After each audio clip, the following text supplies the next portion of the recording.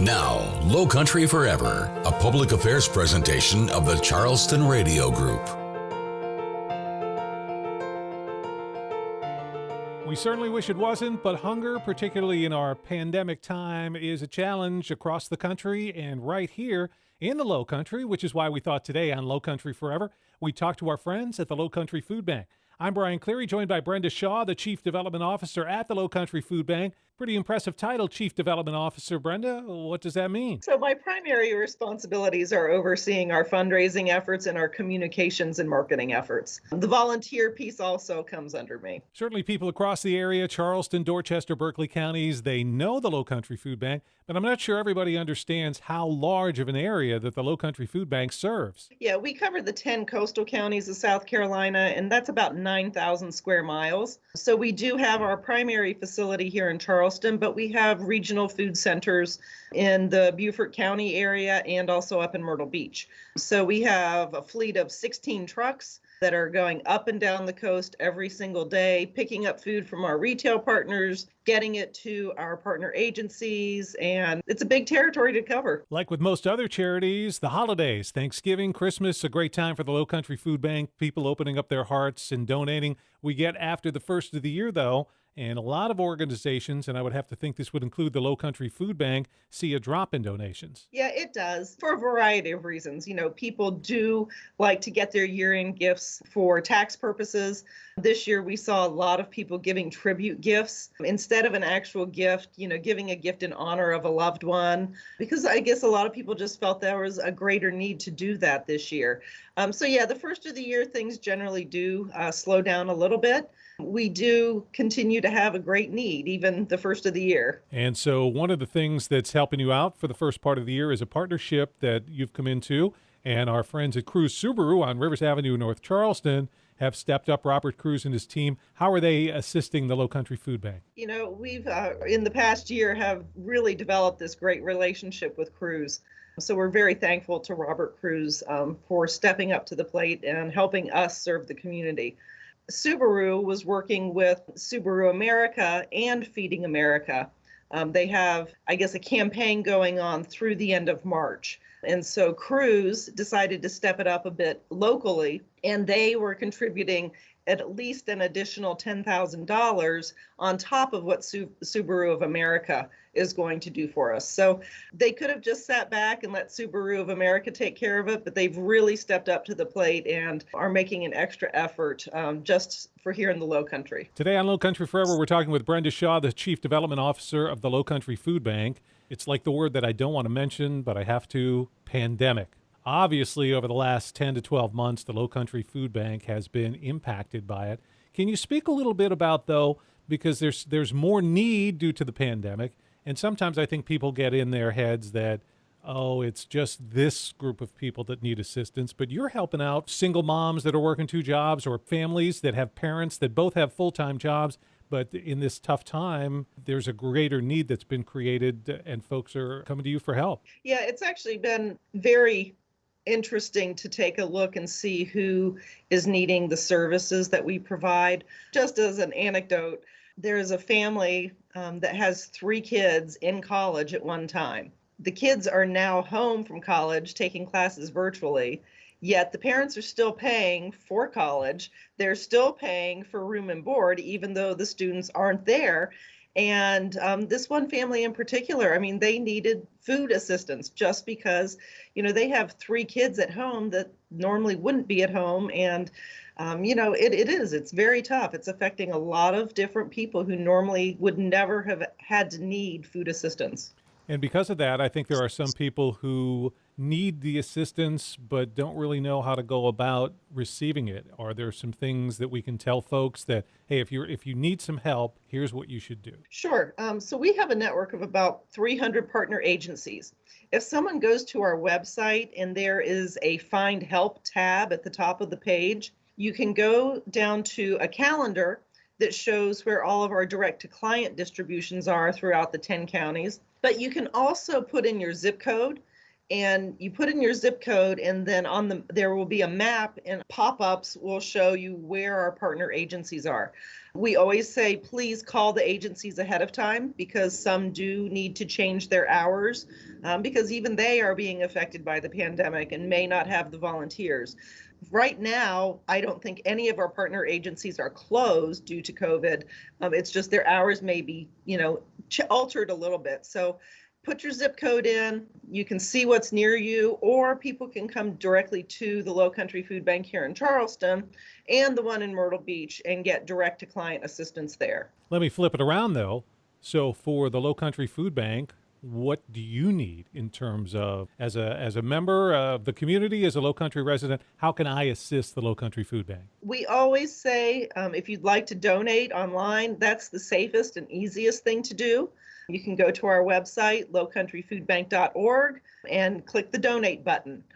We also accept shelf-stable food. Right now, we're definitely in need of proteins like peanut butter or canned chicken and canned tuna. We also need canned vegetables as well. And then we always like to say we prefer low-sodium vegetables just because, we do pack boxes for seniors, and so they do have some specific dietary needs. Let's talk about an event you have coming up. Like most nonprofits, there's normally events throughout the year, a way for you to do some fundraising, and all those have been, we'll just continue to use the word challenged by the pandemic and by COVID. The first quarter of the year, normally every February, we're getting ready for an amazing chef's feast. This year, the event is happening. What can you tell us about it? Well, we have gone virtual, just like most other organizations. And so it's Chef's Feast, the home edition. It will be Saturday, February 27th. Anyone can go to the website again, and they can register for free. We are going to have an informational program where people can really see the inner workings of the food bank. All the proceeds from Chef's Feast help fund our child hunger programs. And so we're really going to talk in depth about what the child programs look like. We'll show people an example of what the food that goes into a Backpack Buddies pack. We'll be in the kitchen and you'll see where the food is prepared for the kids' cafe meals, those types of things. So it's definitely going to be a very different looking Chef's Feast this year, but we do hope that we can seize the opportunity to really educate people and inform them of the work we do throughout the Lowcountry. And the host for the Chef's Feast, celebrity MC, will be ABC News 4 Chief Meteorologist Dave Williams. Must have been his good looks that got him that gig. Well, he's the best, Okay. No, our director of communications was working with the folks at ABC4, and I think she requested Dave. If we could get Dave, she wanted him. He's a great guy, and he'll do a terrific job. Brenda Shaw is our guest on Lowcountry Forever. She's the Chief Development Officer at the Lowcountry Food Bank. Now, Brenda, you mentioned like a Backpack Buddies. Many people might have the perception that the Lowcountry Food Bank's just this big warehouse, and you got lots of cans stacked up, and people come and get them. Not the case. You guys have specific hunger programs. So why not, for example, tell us a little bit about the Backpack Buddy program? Okay, so the Backpack Buddies program is designed for elementary age school children to receive a pack of food on Friday that they can take home on the weekend that will help sustain them over the weekend and make sure that that they are prepared to head back to school on Monday. And studies have shown that children who are well fed, learn better, behavior is better. And so this is really something to address that weekend hunger. And we know that if a child is taking this backpack home, they're probably also feeding their family with it as well. But the program is designed to provide 2 breakfasts, 2 full meals, and 2 snacks for the weekend. And we distribute about 3,900 a week to our school partners. And at the schools, either a volunteer or a teacher will then discreetly put the Backpack Buddy bag into the child's locker or cubby. Obviously, the pandemic has been a challenge for everyone across the nation and right here in the Lowcountry.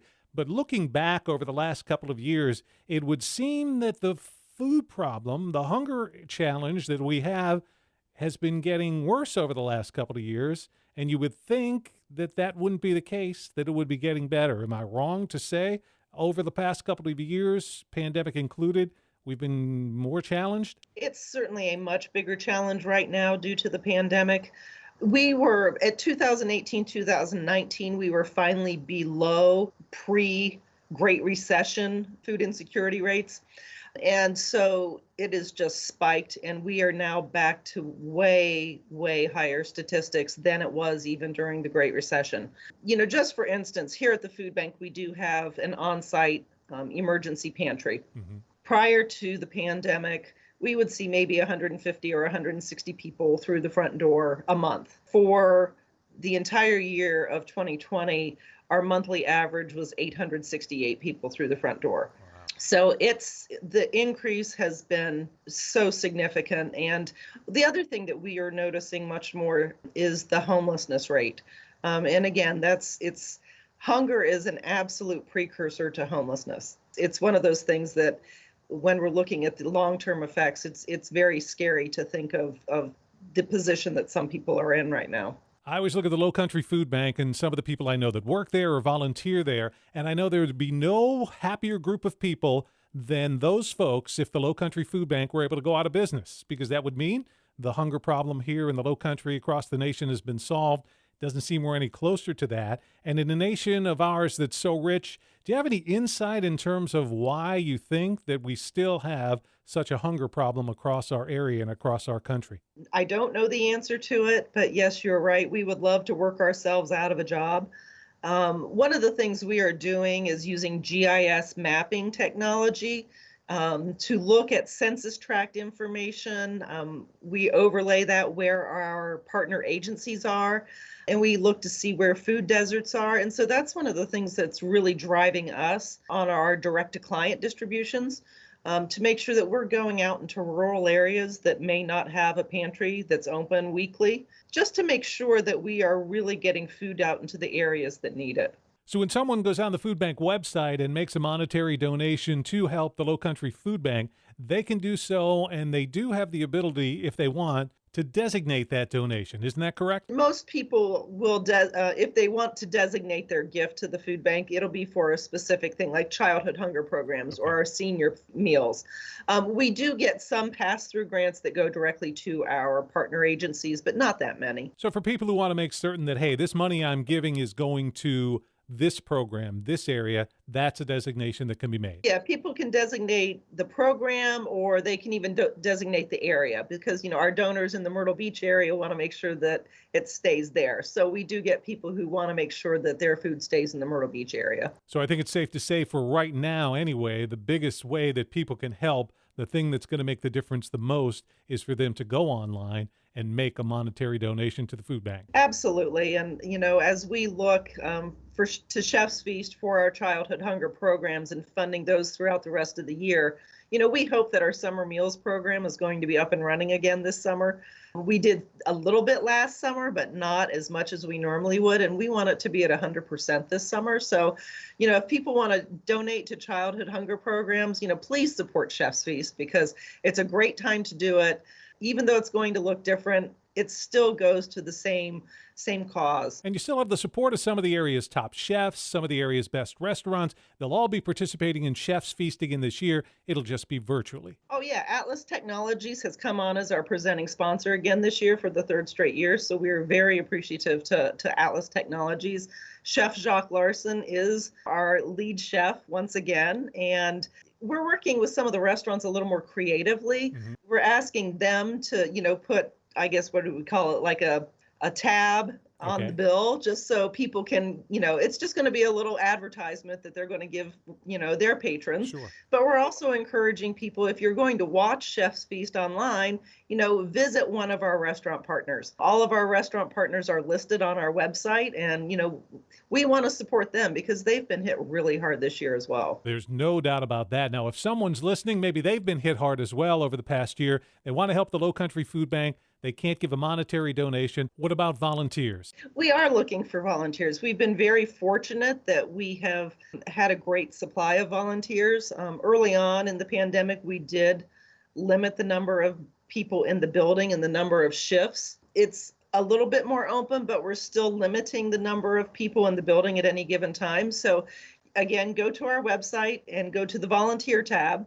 All of the volunteer opportunities are listed there, and a person can sign up for it, and it will basically direct you into our volunteer system. And you can set up an account, see what's available, see what different types of positions or volunteers we need. But yeah, our volunteers have done an amazing job. From March to December of last year, they packed over 165,000 boxes of Wow. shelf-stable food.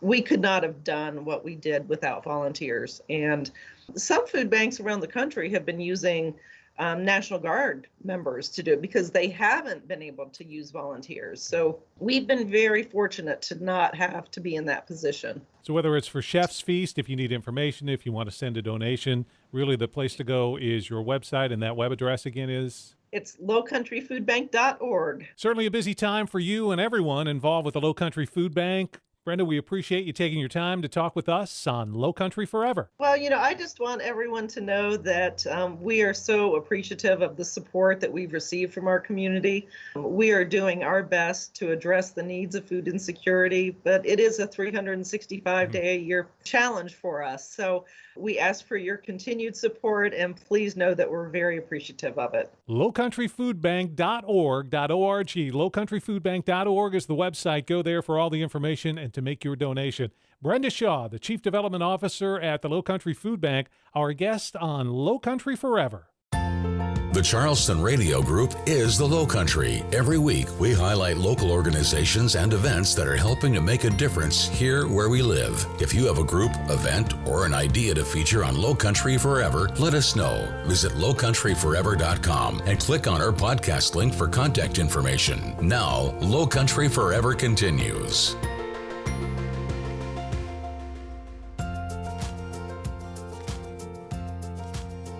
Lowcountry Forever talks about things happening in the Lowcountry, and there may be things and organizations that are making a difference here that you're not aware of. Perhaps that's the case, and let me introduce you to one today, H.O.P.E Acres Rescue. They've got an event coming up in March that we're going to talk about today, but we first welcome the executive director of that organization to Lowcountry Forever, and we say hello to Kurt Abel. Kurt, thanks so much for taking the time to join us here on Lowcountry Forever. For people who may not be familiar with your organization, what can you tell us? Describe for everyone what H.O.P.E Acres Rescue is all about. We are a nonprofit horse rescue located in Berkeley County. We rescue, rehabilitate, and we adopt out horses in the state of South Carolina, yes. So I think people hear an animal rescue organization and their mind would immediately go to the Charleston Animal Society, Pet Helpers, ASPCA, Humane Society. They would think of dogs and cats. I don't know that people think that way of horses. Is there really that big of a need here in the Palmetto State for an animal rescue organization for horses? Yes, sir, there is.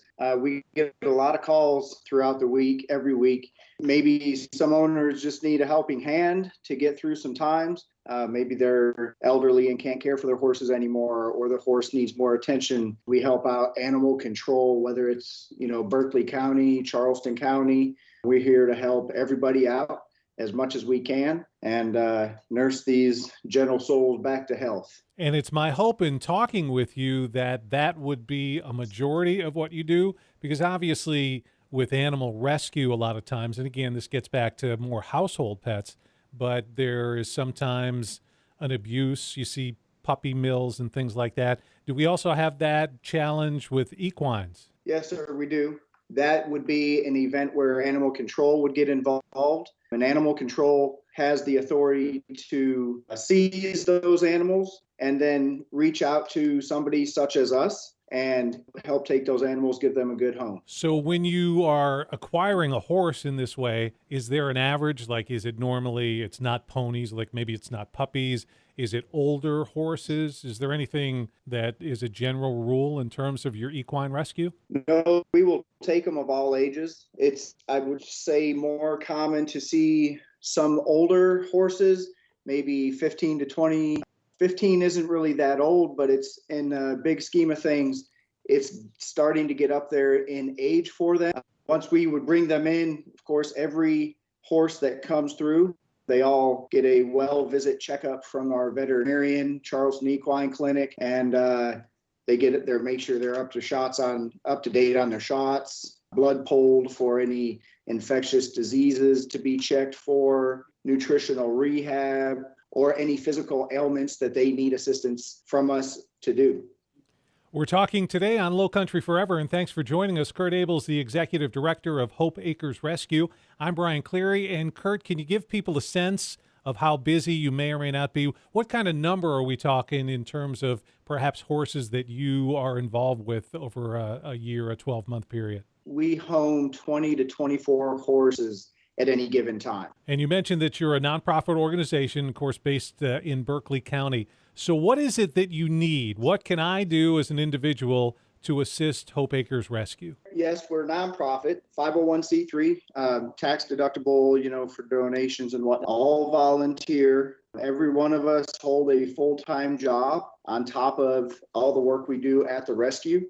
So most of our money is brought in from donations, grants, and our fundraising efforts, which we have a 5K fundraiser. It's our second annual H.O.P.E Lope coming up this March. And this year we're doing it virtually due to COVID. And, it's just risky having too many people in one place at one time. So the virtual race allows people from all over the world to take part. You can register, you have a week to run your race in, and then record your times and send them back to us. And I understand that event will be coming up, kicking off on March 6th, and you've got a huge socially distanced event to kick that off. That'll all take place on James Island at the Bohemian Bowl. And Kurt, if you wouldn't mind, talk about them as a sponsor. How is it that they came to help your organization, and why is the kickoff event happening at the Bohemian Bowl on James Island? Our relationship with Bohemian Bowl is a new relationship for the rescue. We're looking very forward to it. They are one of our big sponsors. We are going to be joined by the Brian Roberts Band for live music. You can pick up your goodie bags, your T-shirt and everything at the Bohemian Bowl. Enjoy some food, enjoy a beverage, whatever it may be, and have some good time with some new friends or some old friends. So if somebody wants to get involved in the H.O.P.E Lope 5K, what's the registration going to cost them, and what's the best way for them to sign up? Registration is $35. Kids under 10 are free. And the website is runsignup.com/H.O.P.E Lope 5K. And we'll get a link set up to that on the Lowcountry Forever page where you can find the podcast of this. We're talking with Kurt Abel. Kurt is the Executive Director of H.O.P.E Acres Rescue. And Kurt, you talked about volunteers being obviously the backbone of your organization. Is there availability? Do you need more people to volunteer to help you out? Yes, Brian, we're always looking for new volunteers. Some positions we tend to fill up on pretty quickly. And some other positions that we have available, we're always looking for, like a grant writing assistants, feed team members, feeding the horses. We, on our website, www.hopeacresrescue.org, there is a tab on there for volunteering, and you can contact our volunteer coordinator, Lauren Daniels, via email through our website. And she would be more than happy to respond and talk to you about what your interests are. Maybe you have some expertise, your abilities, and she can get you set up. And sadly, a question I have to ask you about is something that I've had to ask pretty much everybody in every conversation over the last 12 months, but I'm sure, and we can tell from the fact that the event is a virtual one this year, but how else, if any other way, has COVID-19 affected the H.O.P.E Acres Rescue? We had to close our doors to the general public for some time, and when we did reopen, we were very cautious of everybody's distance and safety. So we keep that in mind 100% of the time out there when we do have volunteers out. Also, financial aspect, we had the fair was canceled last year. That's a big funding source for us for donations.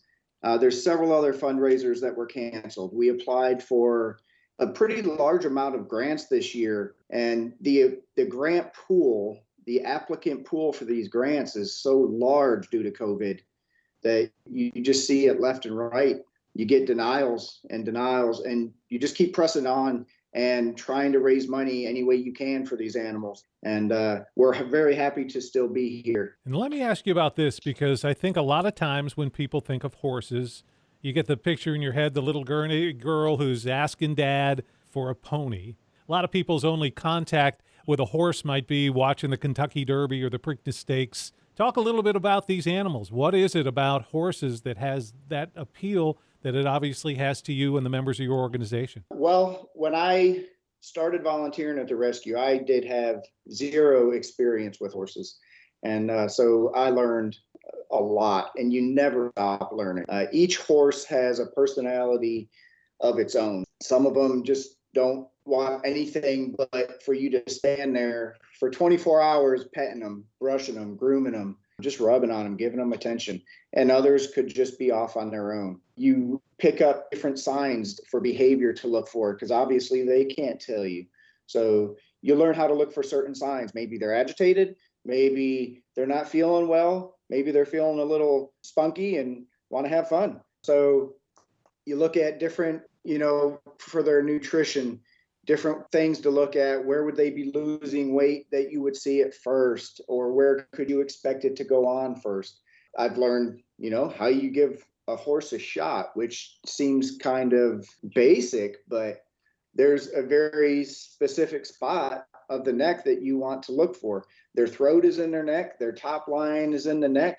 You need to get in a very certain spot. I couldn't begin to tell you everything that I've learned over the years. It's great. Well, they truly are magnificent animals, but it kind of surprises me, in part, your answer to that question. I would think that if you had 200 volunteers, they would all be horse lovers and people who ride. So what was it for you, not having a background with horses, that made you think, this is an organization that I want to help? They were very open to me not knowing anything about it. We have several volunteers that have the horse experience, mid-level or high level. We have a lot of volunteers that did not have any horse experience, or they were around them very briefly when they were younger, and they've always liked them and wanted to get back in. You can come out and volunteer with zero experience. You will not be left alone. You will be helped. You will be taught. You learn without even realizing you're learning out here. That's how seamless it was. That's part of our mission, is to educate the public. We take that very seriously. So we've got these beautiful animals. We've got an organization that's helping them out. You could use some volunteers. Obviously, people can donate, but let's focus one more time on the H.O.P.E 5K. This will be your second annual 5K event, but this year it's virtual. And so tell us again how people can get involved. You can sign up at runsignup.com, H.O.P.E 5K. We are having a kickoff party at Bohemian Bowl. The kickoff party starts Saturday, March 6th at 3 p.m., Bohemian Bowl. It's at 1531 Folly Road on James Island. We invite all of our registrants out, along with anybody they'd like to bring. It will be socially distanced. Keep that in mind. You might make sure you have a mask. We are going to be joined by the Brian Roberts Band. We'll be out there playing live music. You can pick up your goodie bag there. And so it'll be a good time for a great organization. And Kurt, for people who just want to find out about Hope Acres Rescue and what you're all about, you've got a lot of information on your website. What's that web address again? www.hopeacresrescue.org. So go ahead and do it. Log on that website this weekend. Scroll down to find out about how you can sponsor a horse, or click on the events link, and you can be a part of the second annual H.O.P.E 5K to benefit Hope Acres Rescue. It's a virtual run. It'll have a kickoff on James Island at Bohemian Bowl coming up on March 6th. The Executive Director of Hope Acres Rescue, Kurt Abel, joining us on Lowcountry Forever. Thanks for listening to Lowcountry Forever. If you missed any of this week's show, there's a complete recording under the podcast link at lowcountryforever.com. Lowcountry Forever is a public affairs presentation of the Charleston Radio Group. And a reminder of about two projects that the Charleston Radio Group is currently involved in. One is helping the children and families at the MUSC Shawn Jenkins Children's Hospital. Mix 95.9 and 92.5 Kickin' Country are both conducting Cares for Kids auctions at this time. 7 autographed items from some of today's biggest music stars are up for bid. You can bid on these items: 6 autographed guitars and 1 autographed frame poster. And all the monies raised from the auction will benefit the MUSC Shawn Jenkins Children's Hospital. To take a look at the items and put a bid in, just go to either mix959.com or 925kickincountry.com and click on the link for the MUSC Cares for Kids auction. In addition to that, a reminder that we continue to do what we can to keep you ahead of the pandemic. Information about COVID-19, both testing and the pandemic, A couple of weeks ago here on Lowcountry Forever, we featured Dr. Malika Gilbert, who is an expert in immunology, and she provided some important information about COVID-19, the vaccines, and how it is disproportionately affecting people of color. You can take a listen to that interview on our Lowcountry Forever podcast page. Just go to lowcountryforever.com, and keep in mind that all 6 of our Charleston Radio Group radio station websites have Vaccine Central. It's your one-stop information site for everything related to the COVID-19